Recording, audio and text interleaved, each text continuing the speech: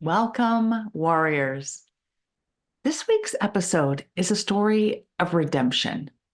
And while we all love a good redemption story, there has to be something to be redeemed first.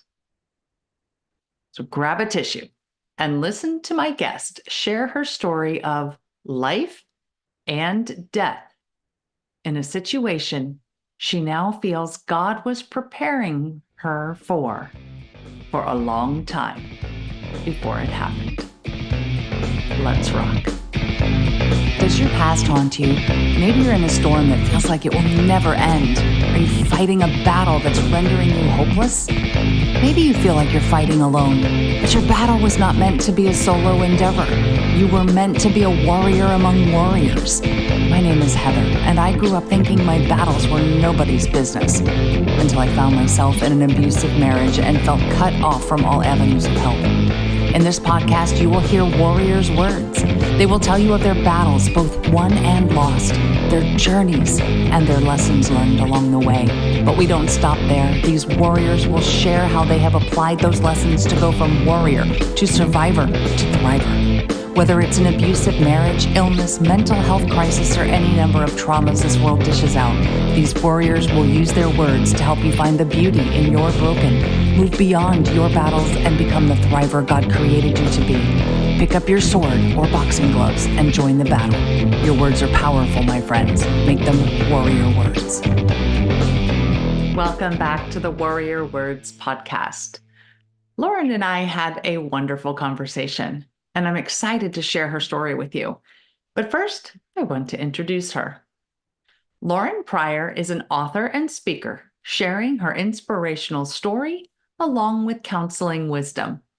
Her memoir, coming soon, shares the tragic story of how her husband passed away just 3 days before their first son was born, and how she navigated her grief as a new mother. She graduated with a master's in professional counseling in 2011 and worked for years specializing in trauma before she then experienced her own trauma. Through both her personal experience and professional wisdom, she brings a unique perspective to encourage and inspire.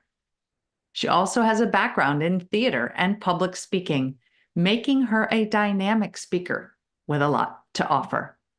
She runs her own private counseling practice, and while she is originally from the mountains of East Tennessee, in 2019 she traded them for the mountains of Colorado, where she currently lives with her blended family. When she is not counseling, writing, or speaking, she loves to enjoy the beauty of Colorado with her family and explore through camping, hiking, paddleboarding, and biking. She loves to travel and experience new people and places as much as she can. But before we hear from Lauren, here is a review from VMP 2731 titled Loving This. I am absolutely loving this podcast and so grateful to have stumbled upon it. Such amazing words I needed to hear at the right time. Thank you. Thank you for letting me know that you stumbled on the Warrior Words podcast at just the right moment, and that it was what you needed to hear when you did. Your words blessed me. Would you like me to read your review on an upcoming episode? Please go to Apple Podcasts and leave a review for the show. Your comments and your star ratings help people find the Warrior Words podcast. It only takes a few minutes, and it would help so much. And another announcement, in case you haven't heard, the Warrior Words Facebook community is now open. Come join us for inspirational stories, lessons learned, and beauty bombs. What's a beauty bomb? Well, I guess you'll have to join us to find out. Go to facebook.com/groups/warrior words and request to join. Answer the few questions that pop up after requesting, And I look forward to getting to know you in our community. The link, as always, will be in the show notes for you. And now, on to the show. Well, hi, everyone. As you heard in the bio, we are blessed to have Lauren Pryor here with us today. Welcome to the Warrior Words podcast, Lauren. Hi, yeah, thanks for having me. Thank you for being here. We appreciate your time. As I shared in your bio, um, there was a very pivotal event that happened in your life, and they already know what it is if they heard the intro. So I'd like you just to take us back to that night and describe in your words what happened. Yeah.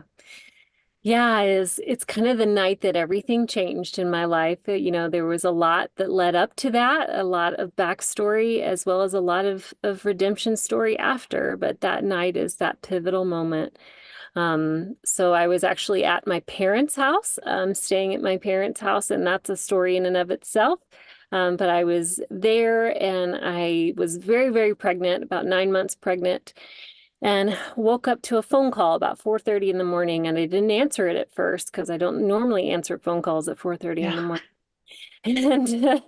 And I put it back down and then it rang again, same number. And then I realized that it was a Kingsport number, which is actually where my husband was at the time. And so I quickly shot up and answered. And a deep male voice came on and said, is this Lauren? And I said, yes. And he said, we've been trying to get a hold of you for several hours now. Your husband's been in an accident. And and I, immediately start asking questions. He starts asking questions like why, they had to kind of track me down. I wasn't supposed to be at my parents' house, and so they couldn't find me, and it took a while. And so he got the address, and he said, "We're sending someone out to you now." And I said, "Well, wait, is he okay?" And he just sighed and said, "We're sending someone out to you." And I think even in that moment, I Yeah. knew that if he was just hurt, that they would have told me over the phone. Right. Um, and so, um, what seemed like forever later, which was probably only a few minutes, an officer showed up to my door, and told me the worst news of my life, and my entire world shattered. And the bottom kind of dropped out. Here I was very, very pregnant. Like I said, 9 months pregnant, 10 days away from my due date. Mm. And well, at that point, obviously, I was 13 days away from my due date, actually, at that point. But like had no idea then what the future would hold. I Yeah. was had this baby. I was about to be a mom, a first-time mom. I had longed to be a mom my whole life, and that had been a journey in and of itself. And I was so happy to be pregnant, but then had been through such a crazy, crazy just few years, but really those last few months of my pregnancy were just wild, just spiraling out of control in many ways with my husband and things that he was dealing with. And then there I was, very pregnant and now grieving and having to face this loss while Hmm. also facing life. And Yeah. so I, the crazy part about all that is that 3 days later, I my water broke and I went into labor. And so my son arrived 10 days early, and only 3 days after my husband's death. Yeah. And Not so giving you much chance. Yeah.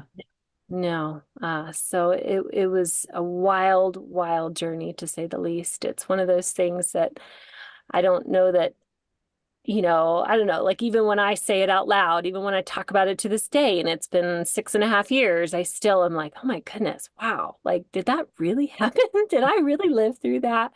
Yes, I did. Yes, I you did did. somehow survived. So yeah. Wow. Yeah, as you were talking and you were telling me, the everything you were going through the last few months of your pregnancy. Well, I mean, not the details, but you were sharing that there was a lot going on in the last few months of your pregnancy. And it occurred to me, it's like we, when we're pregnant, we prepare for Hmm. what we think of as everything. We get the car seat and we get the crib and we make this plan and that plan and we have our bags ready to go. And Hmm. that's something that nobody No, prepares for. no, not at all. I mean, how can you? I Mm. mean, you yeah, you just can't prepare for that. And so then if you would like to share then what was going on, and because you said being at your parents' house, you weren't supposed to be there, and that in and of itself was a story, and that it was a very difficult couple of years, even and those months prior to giving birth. Sure. Yeah, so I'll kind of rewind a lot further back then, and just talk about kind of meeting my husband and us Okay, dating and yeah. getting married. My first husband, spoiler alert. So um, yeah, I met him. We were both in our 20s and young and loving life. And I met him on a blind date. We were set up by a mutual friend, actually, who thought that we would just be a great match. And I was very reluctant for a long time, was like, I don't do blind dates. I don't know about this. She kept pestering because she just kept saying, I just think you guys are going to be great together. And turned out we were. Yeah. So she wasn't wrong. And we had a great time, right? There were times in our dating relationship that were hard. One of them being about a year into us dating, his mom actually unexpectedly passed away, which is wild. And so that was really, really hard on him. He was very, very close to his mother. And so he began to grieve and grieve that loss. And then as he was grieving and in deep pain, um, this sneaky thing from his past came back up, which was addiction. It was Mm, something he had struggled with when he was younger in college. He had gotten clean, gotten sober, and was doing well. And then when he faced this tragedy, that was immediately a temptation for him to want to turn to some sort of substance for comfort. And and we were dating, and I was like, okay, here I was, this Christian girl, and he was too. He's a strong believer, love the Lord, always had. And that's, we'll get into that more. But I was like, I don't know, what do I do? Like, yeah. I don't condone what he's doing. I don't condone the choices he's making, but I also know that he's hurting. And I felt like I couldn't just like leave him there. And so we actually broke up, if, kind of weren't officially dating, but we remained best friends. I was right there through his grief and walked even through some of that addiction journey with him, Mhm. um, as a friend, just because I cared about him and I loved him and I didn't want to just leave him high and dry. Um, and so he came out of that grief journey eventually, and about a year later was able to get sober again and was doing really well. And then we got married and it was great. And I was like, all right, everything's good. We're good, right? And the first several years of our marriage were awesome. We had a great time. We started making plans for our future. We dreamed about moving to Colorado. We both from Tennessee. Um, and then about 3 years into our marriage, he had some major, major medical things come up. I ended up, kind of a pre-cancer scare to, they basically, said it's not a matter of if, it's a matter of when, for colon cancer. And so we were going to have to take out your entire colon, Mm. and most of your large intestine, and you're going to have a ileostomy bag hanging off the side of you. And we might be able to reverse that if you're lucky. But brace for impact because this is going to be a doozy. And so many, many surgeries, many, many just high stress, really difficult time. Um, and with surgeries comes pain medication. Yes, it does. Yes. And here we are. He's a recovering addict twice now. And now he's being prescribed the very thing that is his drug of choice. Mm. And and so that addiction came back with that stress, with all of that, which I remember even when them telling us the diagnosis, that was actually my number one fear. Not even the cancer, not Hmm. the surgeries, any of that. It was, oh gosh, the addiction's going to come back, isn't it? Um, and so it did. And because my husband loved the Lord, he was a strong believer. Like when people kind of want to give these, quick answers of like, well, you just need to read the Bible more, or you just need to pray more, and God will heal you from addiction. And not that I don't believe that that can be true, Right. but I also watched my husband, who prayed and read the Bible more than any other man that I knew, struggle and battle deeply in his soul, this thing that had a hold of him. And he was very much a high functioning addict in many ways. And what I mean by that is just that on the outside, most people did not know. He had a Yeah. good job. He was very involved in our church. From the outside, most people, even including most of my family, friends, had no idea just what he was battling behind the surface. Um, but with any, I always say that high functioning addict, I usually kind of use air quotes even when I say that, because there Mhm. really is no such thing. Um, Right. Right. Yeah. it's just people who are hiding it well, but it never lasts very long. Like No, it doesn't. it just doesn't. It can't. It's not sustainable. And so eventually things began to become exposed, things happen. Um, so in the midst of all that, like I said, I had always longed to be a mother. But then when all of that medical stuff came about and then the addiction came back, it was one of those things that it's like, well, we just have to put that on hold, which absolutely broke my heart. I was in my early 30s at that point thinking, oh my gosh, am I ever going to become a mom? And like, Yeah. just wrestling with God about like, I thought that you promised that I was going to have kids, that I was going to be a Mm. mother. What's going on? Like, um, and desperately even praying and longing to get pregnant, but also knowing full well that like it's not the right time. It's not a good time. Like things are not okay. And so Right. desperately praying, God, will you somehow make a way? You need to heal my husband or something, in order to make this happen. Um, so anyway, fast forward a little bit, I finally actually get pregnant. It was sort of one of those, I definitely feel like it was a divine thing. God said, okay, like I'm gonna, give you this desire of your heart. I see you, I hear you. Um, and when I first got pregnant, he was obviously shocked and a little taken back. But initially he was actually very motivated, it Mhm. was like, okay, this is it. Like, I know I've got to get things under control. I know this is not okay. I've got to get help. I've got to seek out counseling. I've got to go to treatment. And he had held off on a lot of those things, those sort of professional routes because of Mhm. shame, because of pride. He didn't want people to know. Right. He Yeah. didn't want to admit it. He wanted people to find out. And so most of the time he tried to struggle and do all that by himself. He's like, well, me and God, we can handle it. And I'm like, well, you can, but it's okay to get help. It's okay to get Right. Yeah. help. Yes. Um, so he kind of, at first, like I said, when I was early on in my pregnancy, he got pretty motivated and was trying um, to tackle that. And then at some point that he got overwhelmed. I think he just got scared, Yeah.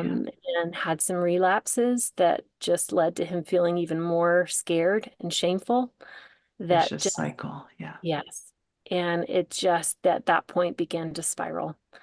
And I was watching this man that I loved who had battled this for years now. I mean, I'd been married, we were married for over 6 years Mhm. and dated for longer. So, it's like I'd watched him battle this so much, and then I was watching him battle this, but fail and just get kicked down, kicked down, kicked down. And it was absolutely devastating. I mean, it's heartbreaking. And anyone who's ever loved an addict knows like it's not.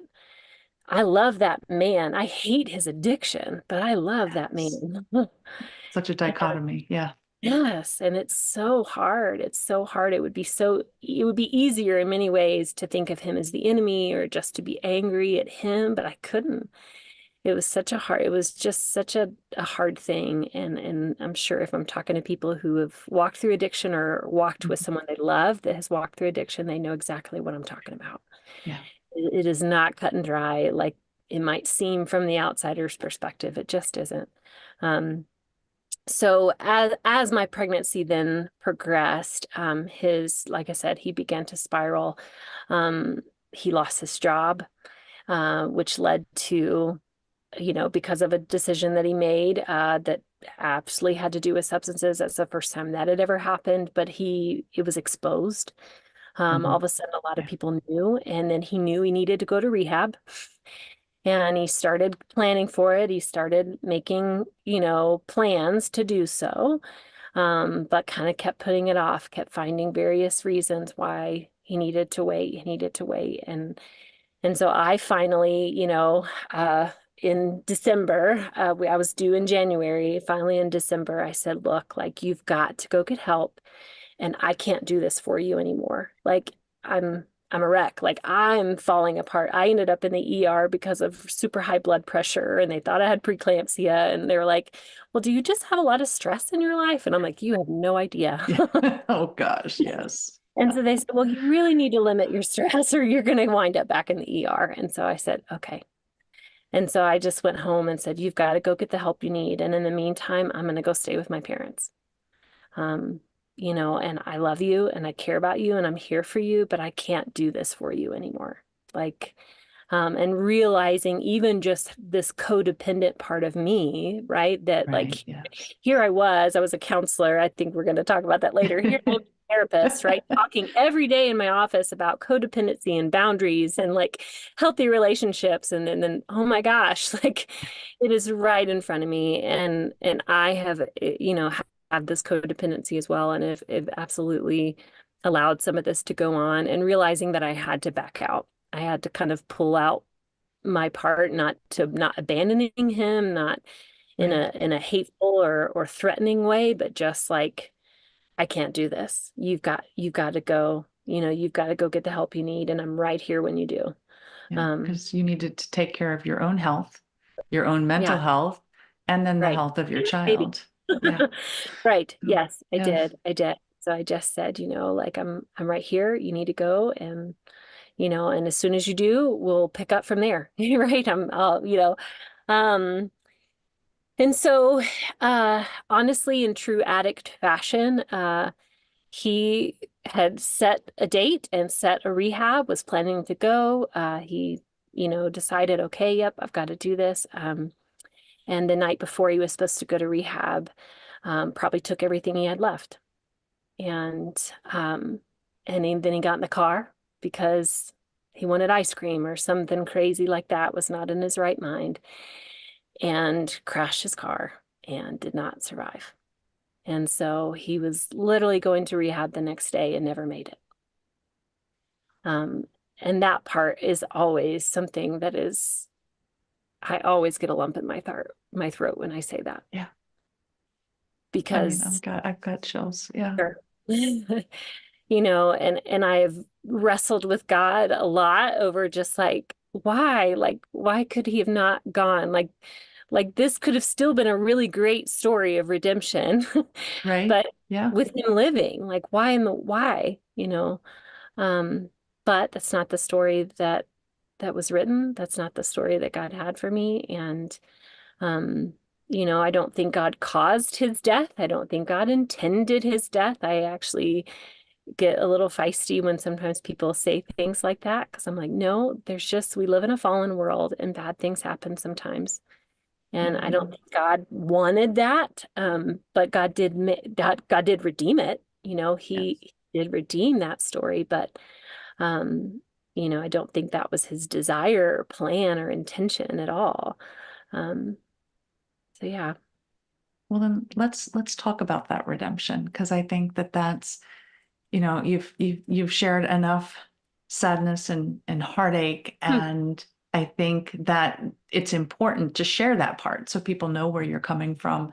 But I think it's also just as important to share that redemption story. Right. Yeah. Um, so so what was that like for you? You now have a newborn and you're a widow, and take it Yeah. from there. Yeah. Yeah. So, that first year, I just stayed with my parents. I never left. When I went to go stay with them, it was only temporary, until he went to rehab. That was the initial plan. And then I never left. And so I, just stayed there and was able to really heal and just focus on being a mom and focus on grieving and what that meant and processing through just everything that I had been through. I did some counseling of my own at that point. I actually did it later, as well. Um, but just really trying to heal and walk through that journey of grief, while also walking through this journey of motherhood. Yeah. It's one of those wild things where, like, I can remember, obviously my son was born in January and this tragedy happened in January. And so it's like I have these kind of clear markers of years, right? Hmm. Of, Yeah. just how things happen. So I remember kind of a year later, my son's about to have his birthday. I'm celebrating the anniversary of my husband's death. Like, all of these things are kind of happening. And I remember even New Year's Eve, right? Or New Year's Day of that year thinking, my goodness, like, and I think what my initial thought was like, gosh, I mean, I could easily say that that was the worst year of my life. And then I immediately stopped and I was like, wait a minute, no. In just as much truth and reality, I could also say that it was the best year of my life Hmm. because Yeah. I became a mom. Like, and so I'm like, these two really big things, right? That happened together. And so I was like, well, I can definitely say it was the hardest. You know, That is, yes, that I can is definitively say equally that. true. Yes. Definitely say it was the hardest. But just as much as it might have been the worst, it was also the best. I got to be a mom finally, and I got to have this beautiful little newborn and raise this baby boy and focus time on that and love that part. And I feel like it was just, it was a beautiful thing, even though it was hard, obviously, to grieve with a newborn. I also very quickly had this very tangible part of my late husband. Like, Yes. this little boy has Yes. half of his DNA and he is right here with me. And so, newborn snuggles and even breastfeeding and all of that was such a healthy experience for me. Um, you know, to be able to bond, to be able to kind of nurture and comfort that grieving part of me. Um, that was good, but it was definitely a fog. There was a lot of just there's a fog when I think about that first year for sure. But God was present with me. And so I hinted earlier, that I am a counselor, I'm a therapist. That's my job. Has been for many years, was for a long time before my husband died. Ironically, I started specializing in trauma and all these different things. And I'm like, well, look at that. I really believe that that was not just coincidence. I think God No. prepared me for that. Yeah, And I agree. yeah. And so, being a counselor, it didn't necessarily make the actual walking of that journey any easier, but at least I kind of knew what not to do, what to do. I knew that I needed to lean into it. I knew I needed to let myself feel it and not avoid it.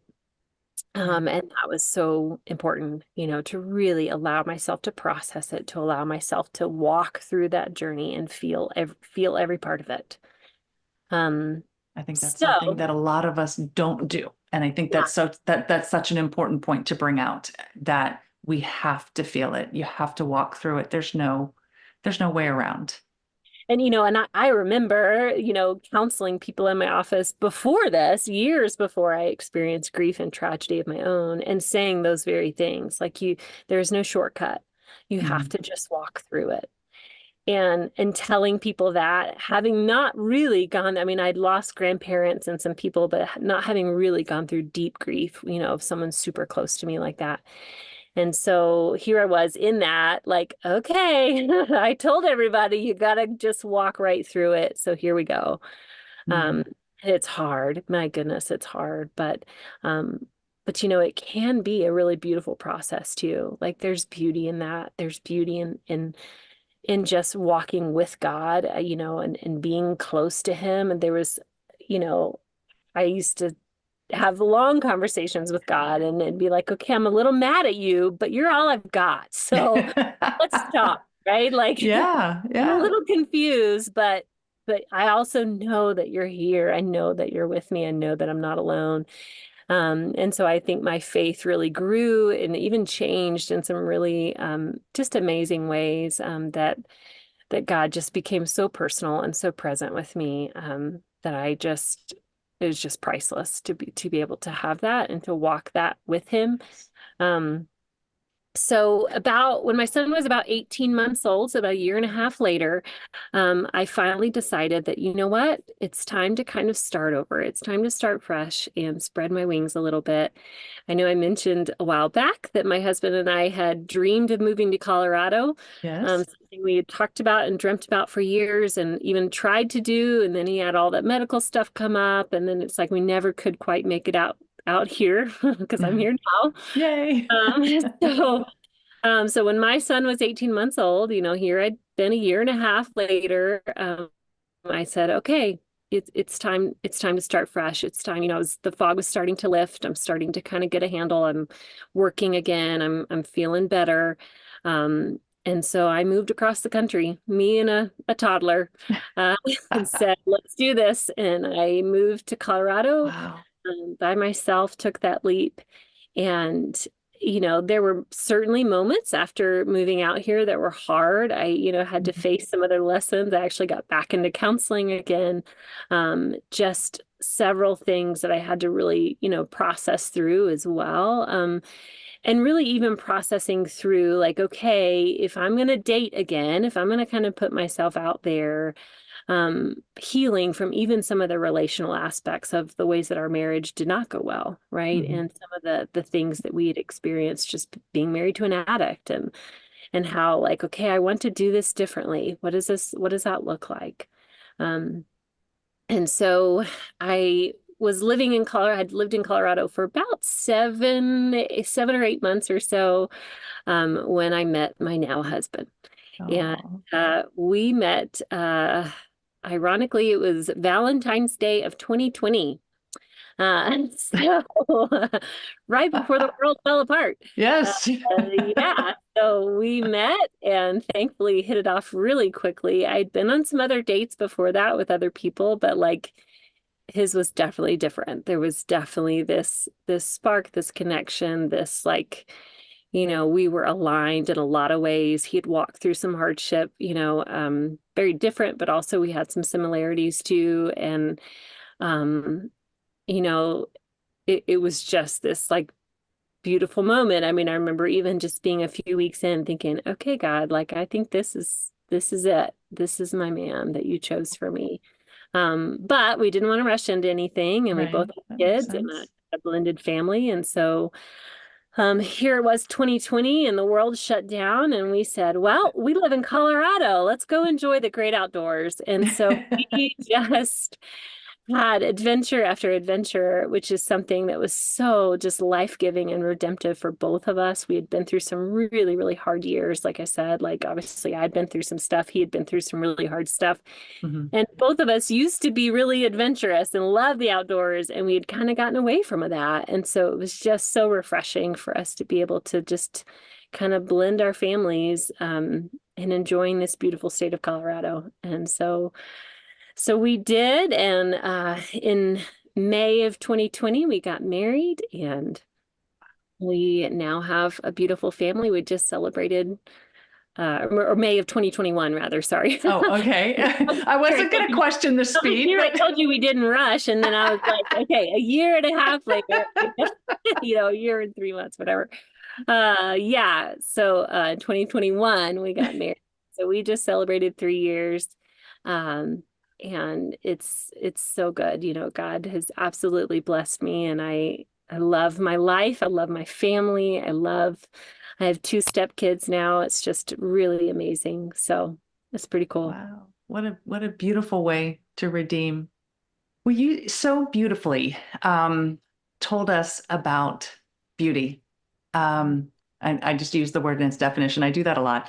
But I always like to ask about beauty in the broken, and you just shared some wonderful comments about the beauty that you were able to see even in this tragedy. And I think so many people need to hear that there is beauty that can be found, and the redemption that you have found in yourself, in your son, and now your new marriage. And because yes, it's still new at Mhm. 3.5 years.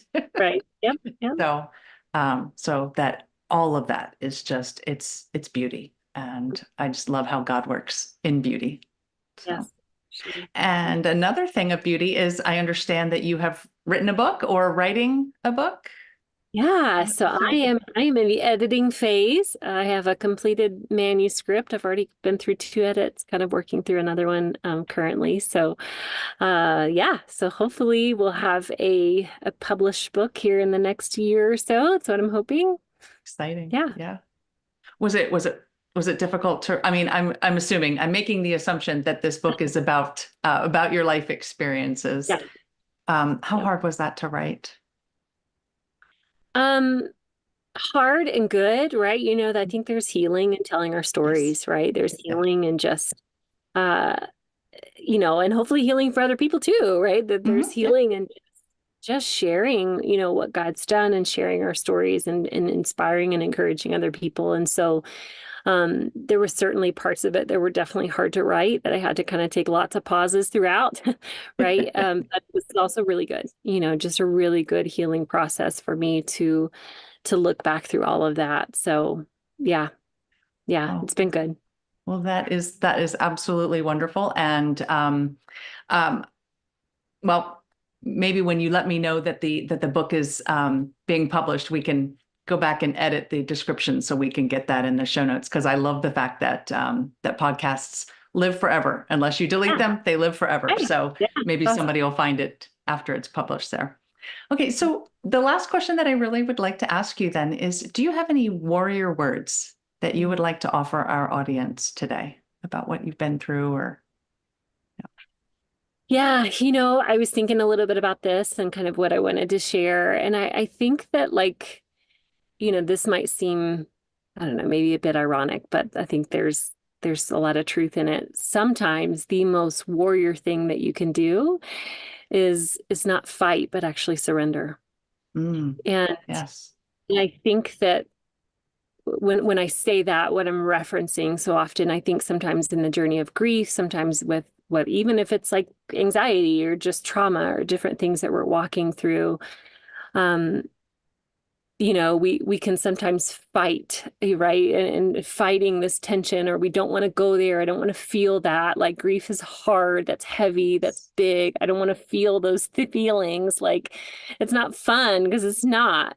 No. Um, but but part of the journey, part of the battle sometimes even is being able to surrender, right? Like, okay, I'm gonna let myself feel what I need to feel. I'm gonna surrender to you, God, and say, I know that you're with me and I can trust that you're going to bring me on the other side of this. And that I'm not alone and I can let go. I can relax. I can lower my arms and allow God to fight my battles. And I can um, lean in, right, to the grief. I can lean in to the emotion. I can lean into some of those things and process through that because really, and I just known this personally as well as just as a counselor for many years and working with so many people is that like that is the way to the other side. Yeah. Right? That is Yeah. the process of healing, is that it will often involve lots of fighting and lots of battles, but it also involves surrender, and allowing ourselves to really feel things and to process them. So, Very yeah. good. Yes, I agree. I agree. I don't always think of it that way.